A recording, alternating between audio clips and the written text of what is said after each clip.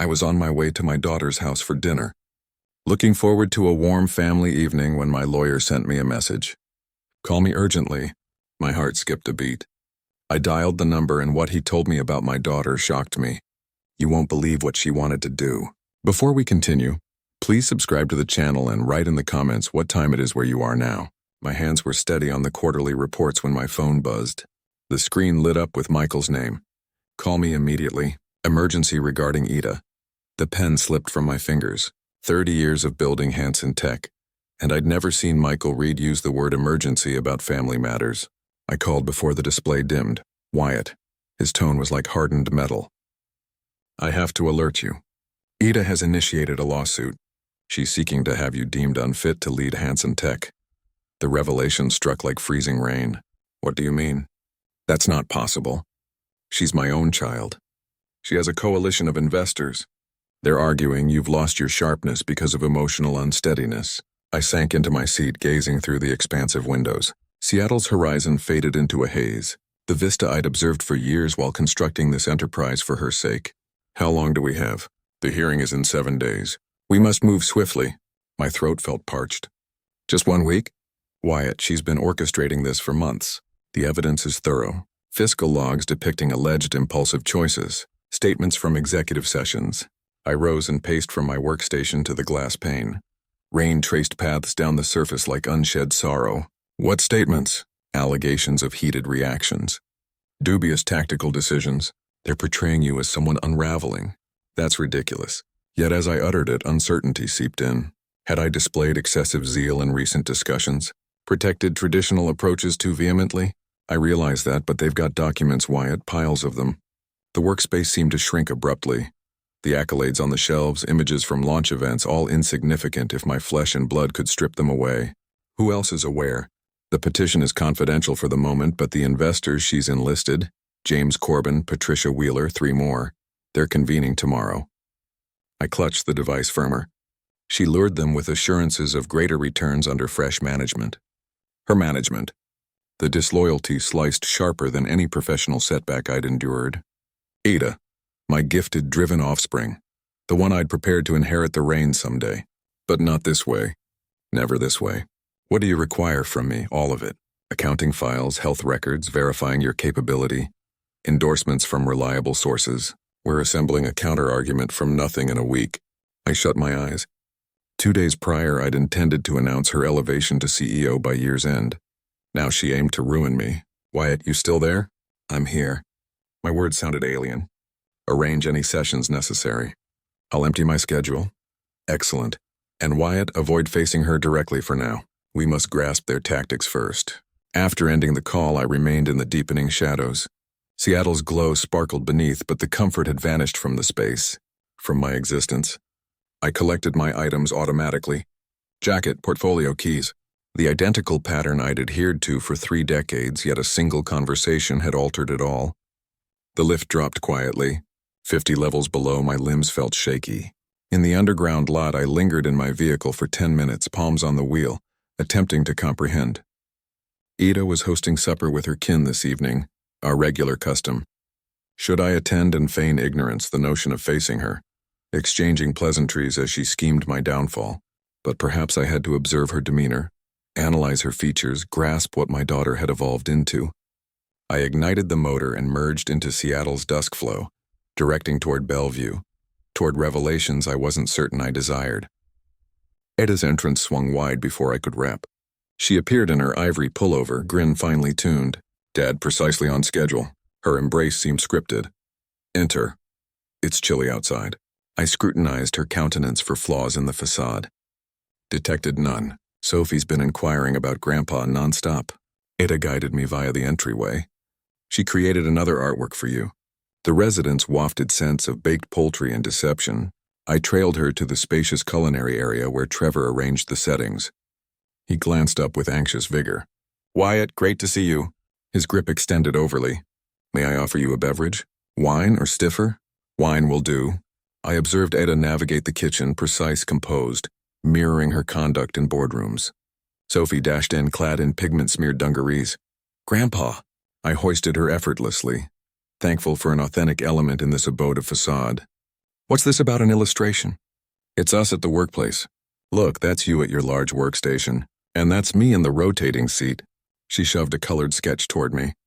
Simple forms in hues echoing Hansen Tech's emblem, pure confiding all that her parent lacked. It's wonderful, darling. I pecked her brow, noticing Ida observing us. A hint crossed her visage. Remorse? Scheming? Sophie, clean your hands for the meal, Trevor interjected, his pitch overly cheerful.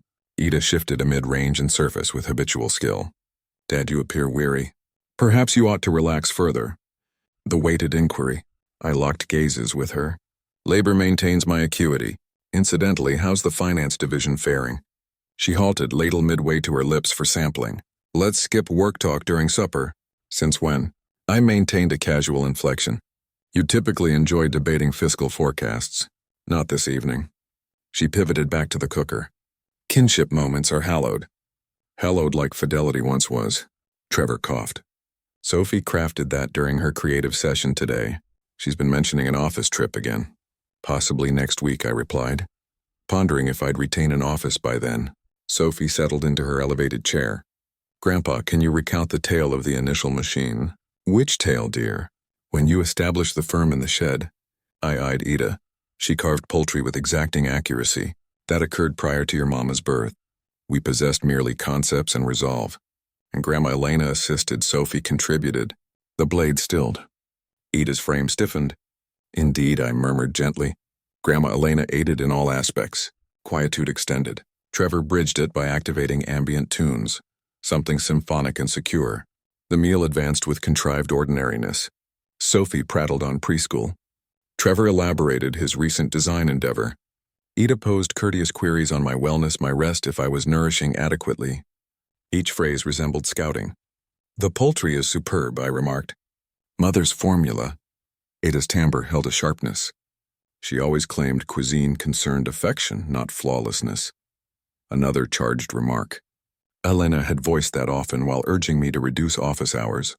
She was insightful in numerous ways. Yes, she was. Ida's utensil tapped her dish. She grasped priorities. The implication lingered. Sophie glanced among us, detecting the tension. Grandpa, why do you seem unhappy? From the lips of innocence. I'm not unhappy, darling. Merely pondering what? About how deeply I cherish our kinsuppers. Ida's gaze met mine over the spread. Briefly, I glimpsed the child who'd linger by the pane for my return. But the instant faded. Additional wine? Trevor inquired, already extending for the vessel. The night progressed sluggishly. Sweet course brew? Sophie displaying her newest sketches. Standard kin rites concealing profound treachery. At 8:15, I arose to depart. Gratitude for the meal. As ever, it was impeccable. Ada escorted me to the portal. Dad, certain you're all right? You appear altered this night. I examined her features. The worry appeared sincere. Perhaps it was. Perhaps she'd persuaded herself this benefited me. I'm okay, dear. Simply contemplating how vital Hansen is to me, to our kin. A change occurred in her look. Barriers rising. Travel cautiously. The paths are slippery tonight. I brushed her cheek. She didn't recoil, yet neither did she incline. Good night, Ada. Good night, Dad. The portal sealed with a gentle snap. I lingered on her stoop, precipitation resuming. Via the pane, I viewed her tidying plates, proceeding methodically, systematically, orchestrating my ruin. I stationed overlooking Lake Union, urban illuminations mirroring on the inky expanse. My palms trembled as I redialed Michael. Wyatt, how was supper? Like a charade. She excels at feigning care while thrusting the blade. Rain pattered on the glass. Detail it all. She's been plotting for half a year. She possesses accounts of your heated episodes and gatherings. What episodes? I've perpetually restrained myself. The Anderson merger session when you dismissed their undervalued bid. Evidently, you elevated your volume. She noted it as unreasonable fury endangering firm ties. I recalled that assembly. I'd been fervent, not furious. There was a distinction. What more, monetary calls. She's tagged them as sentiment overriding tactics. The philanthropic alliance with Elena's organization. The staff loyalty initiative. Elements that expended funds but weren't purely lucrative. My windpipe constricted. Those were sound calls. I understand, but she's depicting them as sentimental picks instead of commercial rationale. I activated the motor, requiring motion. What's her schedule? Session next Friday. If victorious, She secures interim command while you face mental assessment. And if I decline, the investors can oust you regardless. She secured sufficient support. I navigated vacant Seattle avenues, absorbing the extent of her disloyalty. Not merely assaulting me, but deconstructing all I'd erected with meticulous accuracy. At residence, I ascended to my library. 3 decades of recollections adorned the partitions. Honors, snapshots, the remnants of a triumphant existence. I unlocked my vault and extracted Elena's correspondences, those composed in her concluding weeks when she recognized her fate. When she endeavored to caution me on focuses, Ida requires your focus more than the Enterprise does. She believes you don't cherish her. I brushed aside Elena's worries then. Ida was accomplished, autonomous, flourishing. How could she question my affection? But skepticism evidently had rotted into something sinister. I located the dossier labeled EDA Personal, academic logs, evaluations, images from firm occasions where she'd positioned next to me, beaming and enthusiastic. When had that beam soured into bitterness? My machine pinged with a secured message from Michael. Judicial papers. Ida's official grievance packed with charges and health suggestions. Subject exhibits escalating emotional instability and adherence to obsolete operational methods. His reluctance to adopt contemporary enterprise tactics indicates reduced mental adaptability, aligning with initial dementia or melancholy after marital bereavement. Melancholy after marital bereavement. They were leveraging Elena's passing against me. Employing my mourning as proof of inadequacy, I dispensed 3 measures of whiskey and persisted perusing. Endorsers who'd attested to my waning discernment. Economic experts who'd contend my choices were sentimentally motivated. Health specialists ready to propose I required empathetic mediation, a comprehensive reputation demolition cloaked in solicitude for my welfare. The ingenuity was irrefutable and agonizing. At 1 a.m. I shut the device and rested in obscurity. Rain persisted against the panes. The dwelling seemed vast and vacant. Elena's image observed from my workstation. She'd foreseen this juncture, had attempted to avert it. She doesn't comprehend why you favor the Enterprise over her. But I didn't favor the Enterprise more. I'd constructed it for her, for our lineages tomorrow. Each delayed evening, each omitted meal, each concession had been for them. Somehow I'd neglected to convey that, neglected to demonstrate to Etta that my drive was devotion articulated in the sole dialect I mastered. Now she communicated a distinct dialect, that of Enterprise combat. And she'd mastered it proficiently, too proficiently. I accessed my device and began jotting memos. Titles of Confederates' feasible tactics, methods to affirm my aptitude while unraveling her argument. If Ida sought conflict, she'd receive it, but she'd misjudged her adversary. I hadn't forged Hansen by yielding to stronger entities. I'd forged it by outmaneuvering them. Daybreak remained distant, but I sensed something awakening, not solely ire or pain, tactics, resolve. My offspring had proclaimed battle on all I'd created, all I embodied. Time to refresh her memory of who instructed her in combat. The lift ascended toward Steve's level with measured exactness. I adjusted the satchel, holding 2 weeks of proof. Time to cease defending. Steve Wilson's Edge Suite resided in the identical structure as mine, 3 tiers below. Identical panorama of Lake Union, divergent outlook on all else. His aide gestured me onward. He's anticipating you, Mr. Hansen. Steve raised his head from fiscal overviews, spectacles balanced on his bridge. 60 years of camaraderie in those known as your orbs. Wyatt, ideal arrival. I was merely examining that we must converse. I placed the satchel on his meeting surface with a purposeful thump. Seal the entrance. Something in my inflection prompted his haste. The entrance latched. What's amiss? Ada is attempting to get me labeled unfit. Steve's expression cycled through 3 phases in seconds. Bewilderment, skepticism, worry. That's inconceivable. I unlatched the satchel. Judicial papers scattered over the sleek tabletop like warfare schematics. She submitted the claim 2 weeks back, seeking interim oversight while I endure mental review. Steve slumped into his seat. Why not inform me earlier? I had to gauge the magnitude initially. I extracted the investor breakdown. Examine this. The chart illustrated our backer network like a tactical operation. Green for steadfast, red for swayed by Ida, yellow for wavering, excessive red. Corbin's already pledged. Patricia Wheeler as well. 3 additional. Steve inspected the labels. Wyatt? She offered Corbin a 15% payout boost predicated on what?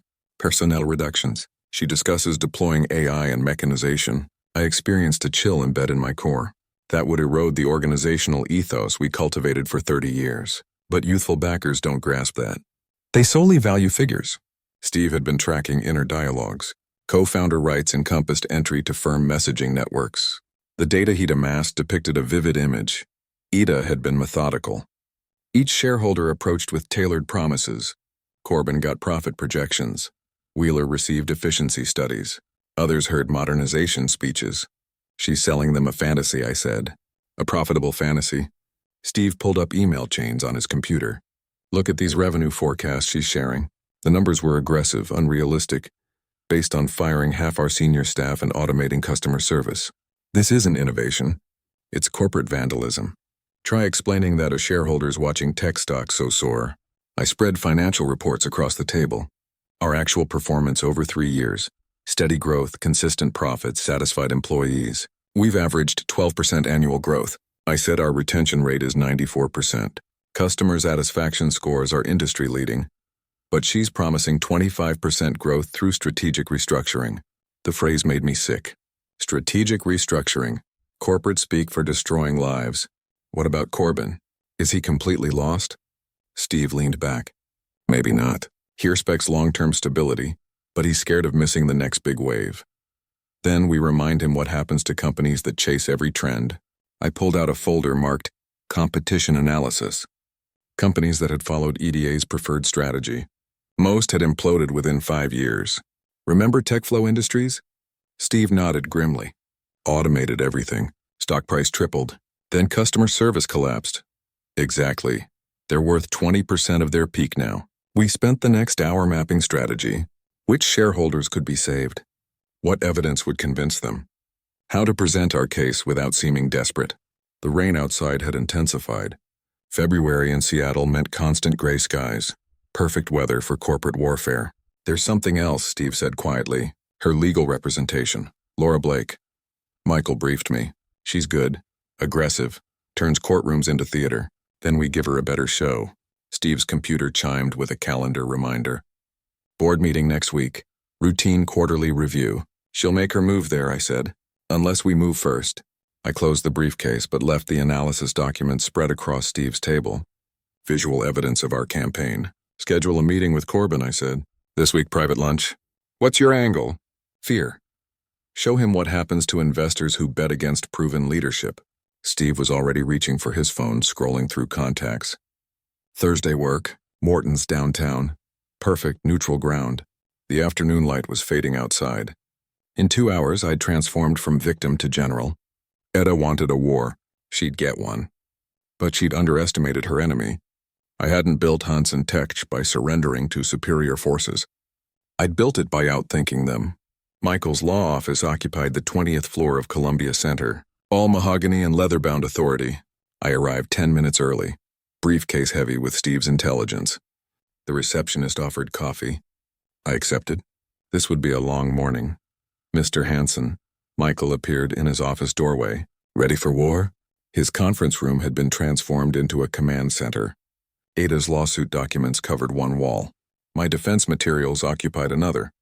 Between them, empty space waiting for battle plants. Show me everything, I said. Michael lifted a thick folder. E's official filing. 47 pages of accusations, evidence, and medical recommendations. I flipped through pages of surgical character assassination. Every passionate defense of company values reframed as emotional instability.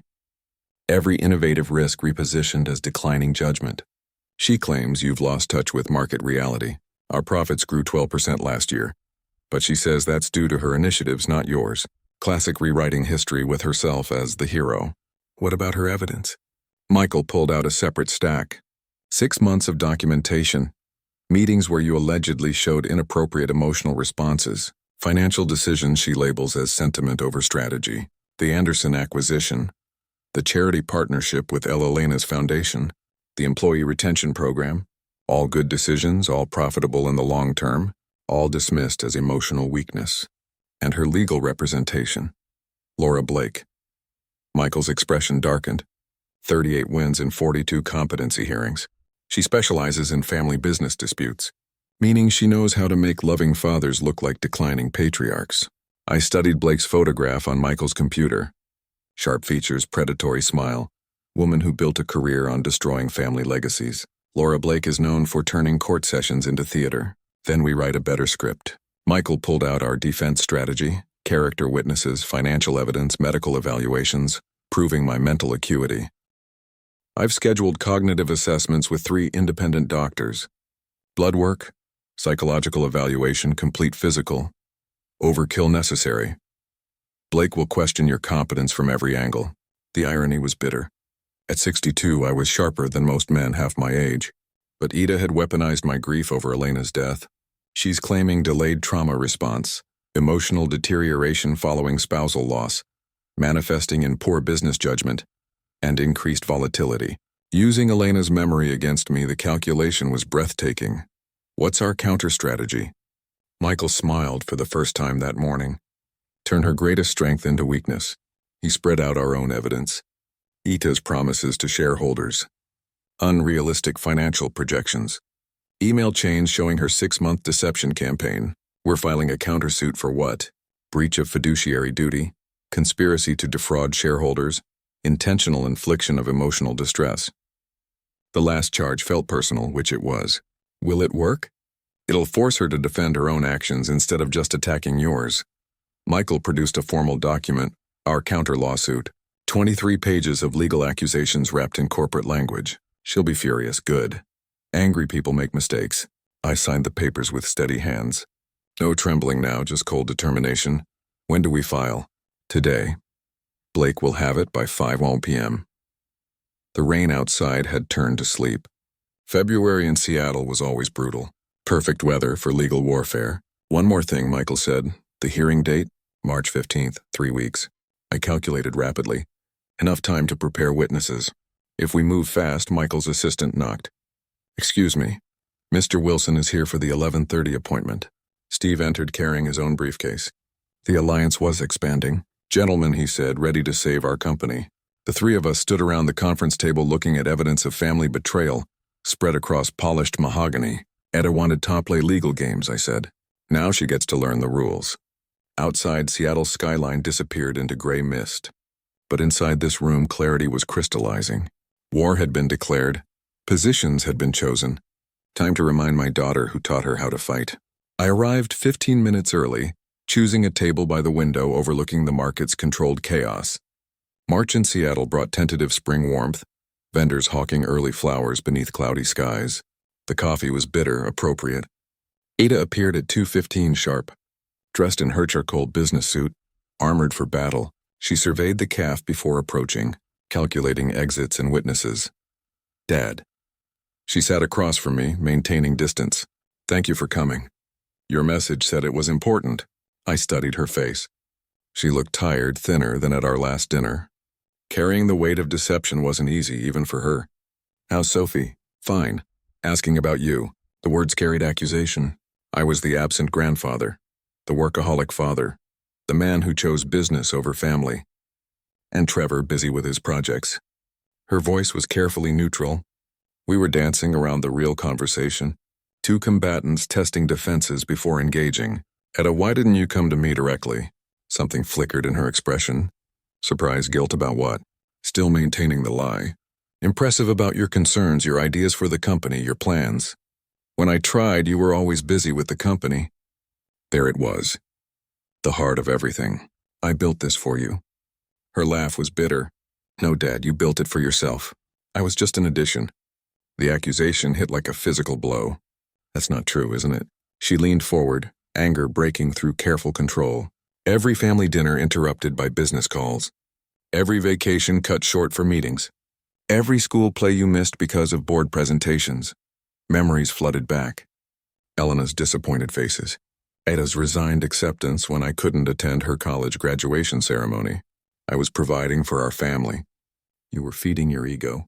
Silence stretched between us. Market vendors called their prices outside, normal life continuing, while we dissected 35 years of accumulated hurt. I want to modernize the company, but you block all my initiatives. I want to preserve what works. What works? Her voice rose lightly. Dad, we're falling behind. Tech companies are outpacing us. Our systems are outdated. Our methods are antiquated. Our methods built something lasting, something dying. She pulled out her phone, showing me industry projections, charts, and graphs that painted Hansen Tech as a dinosaur waiting for extinction. Automation could increase our efficiency by 40%. AI implementation could cut operational costs in half. Remote work options could expand our talent pool globally and eliminate half our workforce in the process. Some positions would be restructured, destroyed. I finished. You're talking about destroying lives, families, people who've given us decades of loyalty. Her jaw tightened. Business isn't about loyalty, Dad. It's about results. When did you become so cold? When I realized sentiment doesn't pay dividends. The words hung between us like a blade. This wasn't my daughter speaking. This was someone else entirely. Who taught you that? You did. She met my eyes directly. Every time you chose the company over us. Every time you proved that success mattered more than people.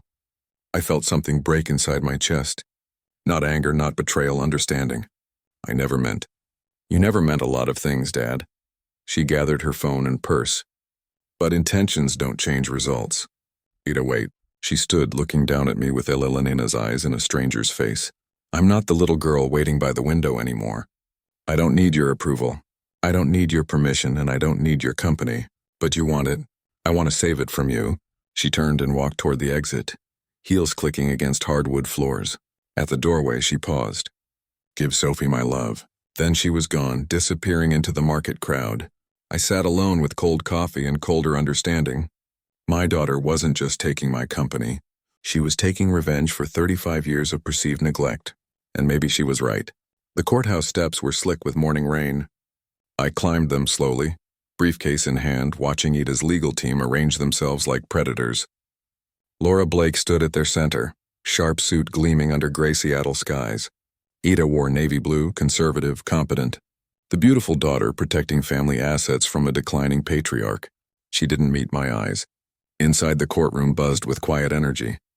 Shareholders filled the gallery. Business reporters, curious attorneys drawn by family drama played out in public. Michael touched my arm. Remember, stay calm. Answer clearly. Judge Harrison called court to order. 70 years old, silver hair, reputation for no-nonsense proceedings. Case number 2025-347. Hansen versus Hansen Tech Incorporated. Laura Blake rose like a striking snake. Your Honor. This case concerns an aging executive whose judgment has become compromised by grief and stubbornness. She walked toward the jury box, gesturing elegantly, performance art masquerading as legal argument. Mr. Hansen has lost the ability to make rational decisions. His emotional attachment to outdated business practices threatens shareholder value and employee security. Documents flew across the screen. Financial charts, meeting transcripts, 6 months of carefully curated evidence. The plaintiff, Ms. Ida Hansen Miller, seeks temporary guardianship to protect the company her father built from his own declining capabilities. Blake's voice carried across the courtroom like honey-coated poison. Professional, persuasive, deadly. Then I took the witness stand. My daughter, my brilliant, ambitious daughter, sworn in under oath to destroy me. Ms. Hansen Miller, Blake began softly. Please describe your father's recent behavior. My father is guided by emotions, not business logic. Ida's voice stayed steady. He makes decisions based on personal feelings rather than financial data. Can you provide examples? The charity partnership with my mother's foundation. It costs us $200,000 annually with no measurable return. When I suggested redirecting those funds, he became agitated. Agitated? Elena's memory reduced to a line item. What about strategic planning? He refuses to consider automation or AI integration. Claims it would destroy company culture. Meanwhile, our competitors gain market share through technological advancement. Blake nodded sympathetically. How has this affected company performance? We're stagnating. Growth has slowed. Efficiency metrics lag behind industry standards. Lies wrapped in half-truth. Our growth was steady, sustainable. Our employees were loyal because we treated them as people, not resources. In your professional opinion, what does the company need? Fresh leadership, modern strategies. Focus on profits rather than sentiment. The words hit like physical blows. This wasn't my daughter speaking. This was someone else entirely. Michael's cross-examination was surgical. Ms. Hansen Miller. What was Hansen Tech's profit margin last quarter? 12%. And the quarter before 11.7%. So under your father's supposedly incompetent leadership, profits are increasing. Short-term fluctuations don't indicate long-term viability. What about employee retention? 94% annually. Industry average at a hesitated 67%. So your father maintains higher employee satisfaction than industry standard while increasing profits. Retention can indicate resistance to necessary change. Michael smiled coldly. Or exceptional leadership, Blake objected. Judge sustained, but damage was done. James Corbin testified next. Straightforward, profit-focused. We need leadership that prioritizes shareholder value. Ms. Hanson-Miller understands modern business realities. When the morning session ended, I felt drained. Watching your daughter publicly dissect your competence required a strength I didn't know I possessed. But Michael squeezed my shoulder. Phase 1 complete. Tomorrow we fight back. Outside, Seattle's spring rain continued. Ida walked past without acknowledging me, surrounded by her legal team. My little girl, who used to wait by the window for Daddy to come home, now she couldn't wait for me to disappear. My assistant knocked softly. Mr. Hanson, there's something you need to see. Sarah placed a folder on my desk marked Employee Communications Confidential. Her face was grim. Ida's been holding private meetings promising salary increases that would bankrupt us. I opened the folder. Meeting transcripts, email threads, 6 weeks of secret promises to key employees, 20% salary increases across engineering, 30% for department heads, stock options that didn't exist. Where did you get this? People talk, Mr. Hanson, especially when promises sound too good to be true. Steve Wilson arrived as I was reading the worst of it. His expression matched Sarah's. We have a problem, why? He dropped his own briefcase on the conference table. Ed is approaching new shareholders, pension funds, investment groups, painting you as an obstacle to explosive growth. Steve pulled out printed emails. Ed promises employees 20% salary increases based on what? Magic. She's telling them automation will cut costs so dramatically that massive raises are inevitable. The mathematics were impossible. Even full automation wouldn't generate enough savings for her promised increases. She's committing fraud. Gets better. Steve powered up his laptop. I've been monitoring internal communications. Found something interesting about her lawyer. Laura Blake's face appeared on screen. Professional photograph attached to a news article. Blake was sanctioned by the Bar Association 2 years ago. Suborn perjury in a similar case. Temporarily suspended from practice. My phone rang. Michael's number. Why I have evidence that Laura Blake violated ethical standards. What kind of evidence? She coached Ida's testimony. Told her exactly what to say, how to phrase accusations. That's witness tampering. The pieces were falling into place. Ida's polished performance hadn't been natural confidence. It had been scripted. More importantly, Michael continued, I found financial irregularities in Ida's account management. What irregularities? Ida transferred funds between accounts without your consent. 3 separate occasions. Total amount $847,000. The number hit like ice water. For what? Legal fees, consultant payments, campaign expenses for her takeover bid. I looked at Steve. His expression confirmed he was hearing this too. That's embezzlement. Technically, it's unauthorized use of corporate funds, but yes, it's criminal behavior. Steve leaned forward. This could change the case direction. More than change it. This could destroy her. The irony was bitter. My daughter had wanted to prove my incompetence by demonstrating her own criminal stupidity. I walked to the window looking out at Seattle's skyline. The city where I'd built everything, where Elna had lived and died, where our family had grown and fractured. Michael, how do we present this? Carefully. We don't want to look vindictive, just competent. And Blake's ethics violations. I'll file a complaint with the Bar Association. Simultaneously present evidence to the judge. Steve was organizing documents across my conference table. Financial records, employee communications, email chains showing Ida's deception. The question is to me, I said. Next hearing is Monday. Blake will expect us on defense again. Instead, we attack. I studied the evidence spread across my office. 30 years of building a company, and my daughter had tried to destroy it with 6 months of lies. But lies eventually revealed themselves. Schedule a meeting with our character witnesses. I want them prepared for aggressive cross-examination. Steve nodded. Already done. Patricia from accounting, David from engineering. They'll testify to your competence and her deceptions. What about the employees she made promises to? Most are confused. They trusted her, but the numbers don't add up. The late afternoon sun slanted through my office windows. Seattle in April could be beautiful when the rain stopped. I'll head home early, I said. Plan our presentation tonight. Steve gathered his documents. We've got enough ammunition to sink a battleship. Let's hope we can aim it accurately. After they left, I sat alone in my office. The silence felt different now, not empty, focused. Tomorrow we'd remind everyone who built Hansen Tech and why it deserved better than my daughter's desperate ambitions. The courthouse felt different this time. Tension crackled like electricity as all parties assembled. Ida sat with Blake, confident from their previous performance. They hadn't seen what was coming. Judge Harrison called court to order. "Mr. Reed, you may present additional evidence." Michael rose slowly, deliberately. A predator who'd found wounded prey. "Your Honor." The plaintiff conducted unauthorized financial operations. Blake shot to her feet. "Objection. This is beyond the scope." Overruled. "Continue, Mr. Reed." Michael approached the evidence table like a surgeon selecting instruments. "During discovery, we found 3 unauthorized transfers from corporate accounts. Total amount $847,000. The number echoed through the courtroom. Ida's face went pale. These funds were used to finance Ms. Hansen Miller's legal campaign against her father, without board approval, without documentation, without authorization. Michael projected bank statements onto the courtroom screen, dates, amounts, recipient accounts. "This constitutes embezzlement of corporate funds." Blake was scrambling. "Your Honor, these accusations are desperate attempts at discreditation." "Desperate?" Michael smiled coldly. "These are bank records. Mathematics doesn't lie." He turned toward Ida. She looked smaller somehow. The confident executive replaced by a trapped woman watching her world collapse. "Furthermore, we have evidence of witness tampering." Blake's composure cracked completely. "That's preposterous." Ms. Blake coached her client's testimony, provided specific phrases, emotional cues, strategic answers. "We have recordings." Judge Harrison leaned forward. "Recordings. Office security cameras with audio capability." Ms. Blake's coaching sessions were inadvertently recorded during building security sweeps. The judge's expression darkened.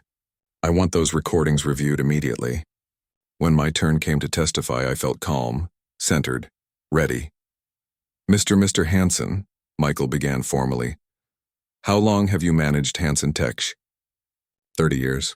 I founded the company in 1995, with $50,000 borrowed against my house. Current annual revenue $247 million. Net profit $29.6 million. Employee count. Have you been declared incompetent by any medical professional? No, I underwent comprehensive evaluation last month. Cognitive function tests, psychological assessment, physical examination. All results were normal for my age. Michael presented my medical reports.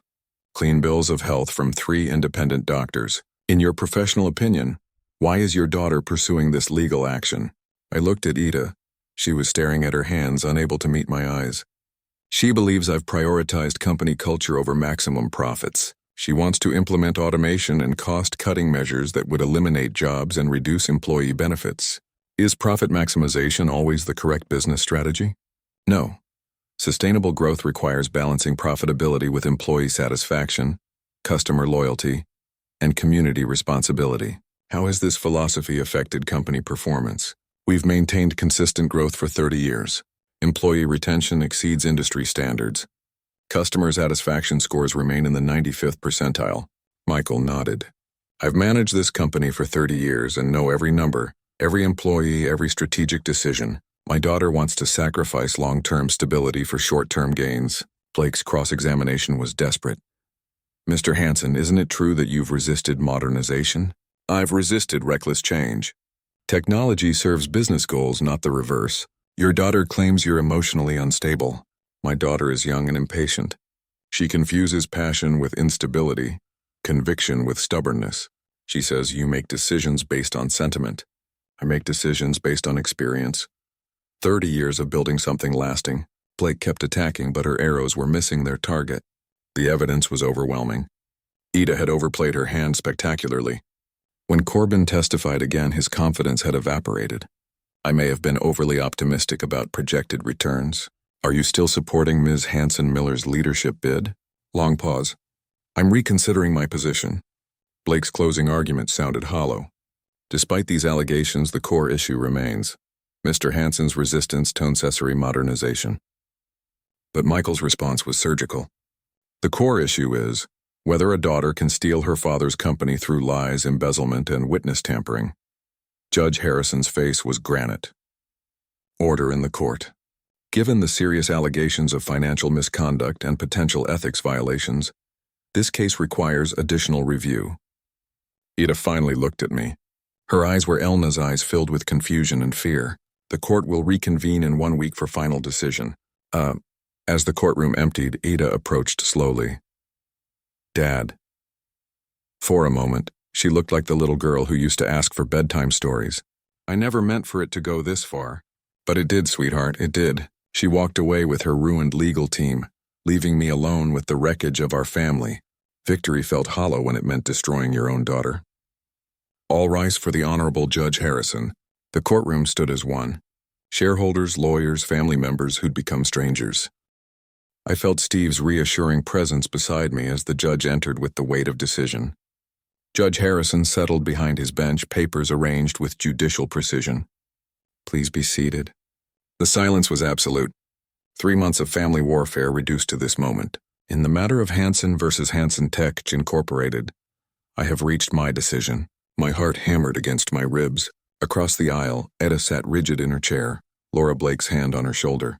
After reviewing all evidence, testimony, and documentation, the court finds no grounds for declaring Mr. Hansen incompetent to manage his business affairs.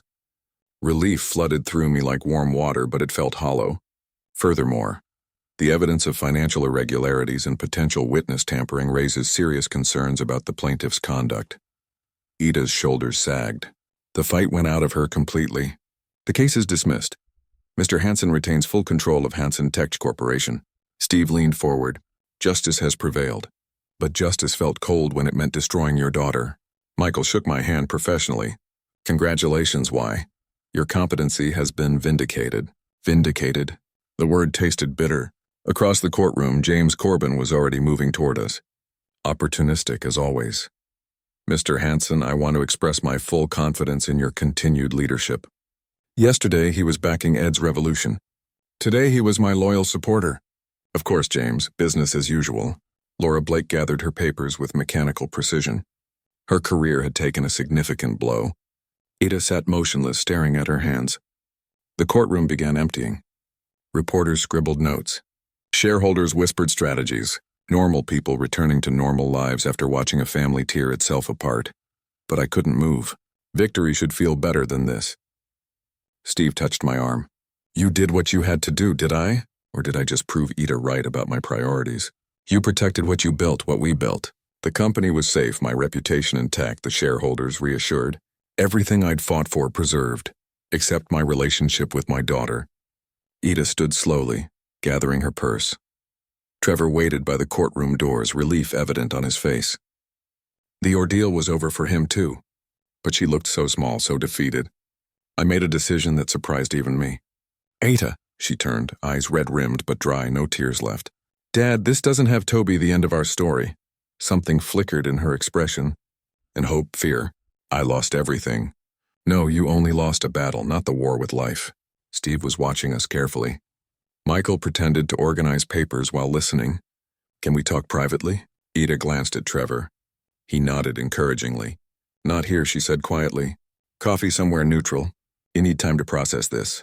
Of course, but a step closer. You're still my daughter. You're still brilliant. You're still capable of great things. Her composure cracked slightly even after everything I did, especially after everything you did. It took courage to challenge me, even if the method was wrong. She looked at me with Elena's eyes, confused and hurt, but seeing something new. I will call you next week. It wasn't much, but it was a beginning. As she walked away with Trevor, I felt something I hadn't expected. Not victory, not vindication. Hope. The company was mine. The family could still be saved. And maybe, just maybe, we could build something better together. 10 days of waiting had led to this bench overlooking Lake Union. The water sparkled in late afternoon sun, Seattle's skyline rising like promises behind the trees. I'd arrived early, needing time to prepare. This conversation would determine whether we had a future or just a legal past. It appeared at 3:15, walking slowly across the grass. She wore jeans and a simple sweater. No business armor, no defensive walls, just my daughter. Dad? She sat beside me, maintaining careful distance.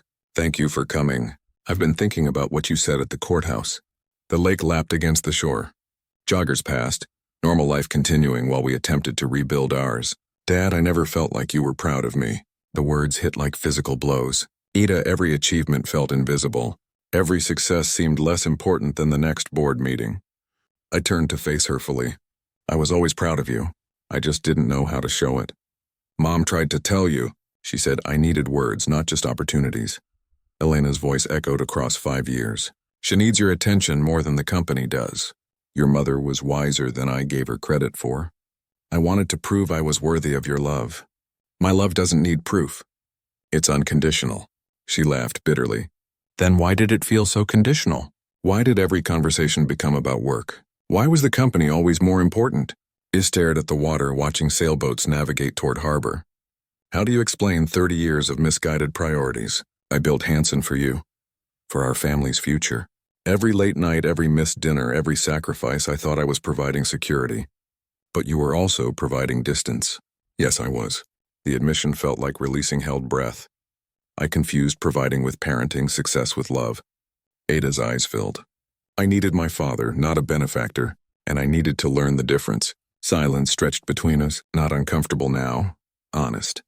When I filed that lawsuit, I wasn't just fighting for the company. I was fighting for recognition, for validation that I mattered to you. You've always mattered. I just showed it poorly. She wiped her eyes with the back of her hand. I nearly destroyed everything. No, you nearly saved us. How can you say that? I embezzled money. I lied to shareholders. I tried to have you declared incompetent. You forced honesty. You made us confront what was broken.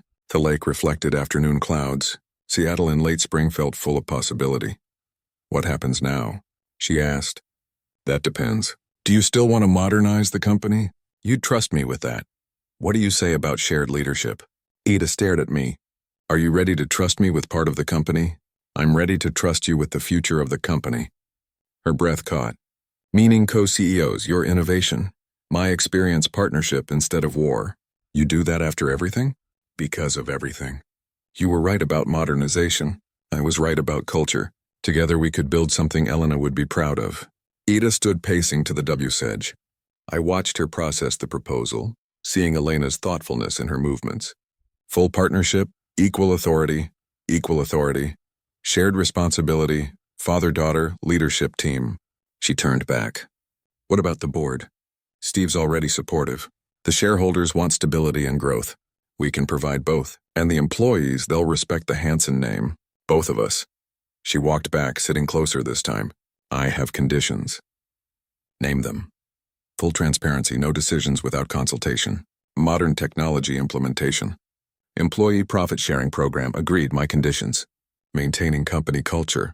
Gradual changes is not revolutionary. Family time protected. Family time weekly dinners. No business talk during Sophie's bedtime stories. Elena's foundation continues. Ida smiled for the first time in months. Deal. I extended my hand. Partners? She shook it firmly. Partners.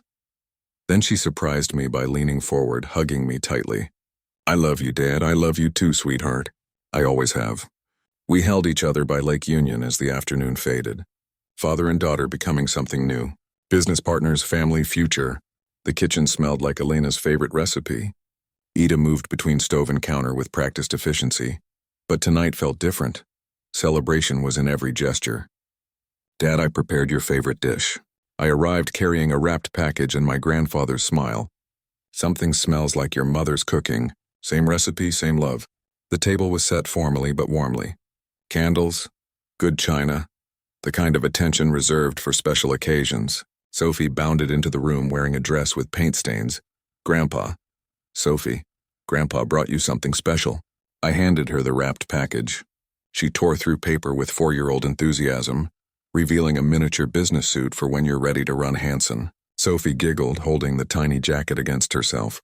Will I be the boss? Someday, sweetheart. Someday you might be.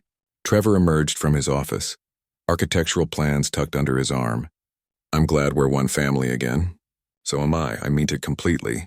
Dinner conversation flowed naturally. Sophie chattered about preschool. Trevor discussed his latest project, a children's museum downtown. EDA shared preliminary plans for Hanson Tech's technological modernization. Gradual implementation, she emphasized, respecting existing staff while improving efficiency. The best of both worlds, I agreed. After dessert, Edie produced a manila folder, ready to make this official. The partnership agreement was elegant in its simplicity: shared authority, complementary responsibilities, dispute resolution protocols, everything two stubborn business leaders needed to work together. Sophie, are you not sad anymore? I looked down at my granddaughter, who was observing us with childlike wisdom. No, sweetheart. Now Grandpa is happy because Mommy and Grandpa are friends again, because we're family again. I signed the documents with steady hands. Ida followed, her signature bold and confident. Trevor produced champagne from the refrigerator. I thought we might celebrate. Perfect timing. We stood in the dining room, glasses raised. 4 generations of family, past, present, and future, united again. To Hansen Tech's new future, Ada declared. To family partnerships I added to not fighting anymore, Sophie contributed solemnly. We laughed, us clinking glasses carefully to include her apple juice. Trevor raised his glass higher. To Elena, who would have loved seeing this moment to Elena? We echoed. I felt her presence in the room, in Ida's smile and Sophie's laughter and the possibility of healing. The champagne tasted like hope. What happens Monday? Sophie asked. Monday, Mommy and Grandpa go to work together, Ida explained. Like a team? Exactly like a team. It picked up Sophie, spinning her gently. The best team in Seattle. Outside, summer was beginning. Long days, warm nights, new possibilities. Inside, we were beginning too. Not the same family we'd been before the war. Something better, something honest. As evening deepened, we moved to the living room. Sophie showed me her latest drawings. Ida and Trevor planned next week's schedule. Simple domestic moments that felt profound after months of legal warfare. At 8:30, I prepared to leave, arms full of Sophie's artwork, heart full of possibility. See you Monday, partner, Ida said. See you Monday, daughter. The drive home took me through Seattle's familiar streets, past Hansen Tower, past the courthouse where we'd fought, past Pike Place Market where truth had first emerged, all of it leading to tomorrow, to partnership, to family, to the future Elena had always envisioned for us. I parked in my Capitol Hill driveway and sat for a moment looking at Sophie's drawings. Stick figures labeled Grandpa and Mommy working together at big desks. A 4-year-old's vision of harmony. Perfect business plan. If you like this story, please like this video, subscribe to the channel, and share your impressions of this story in the comments. To listen to the next story, click on the box on the left.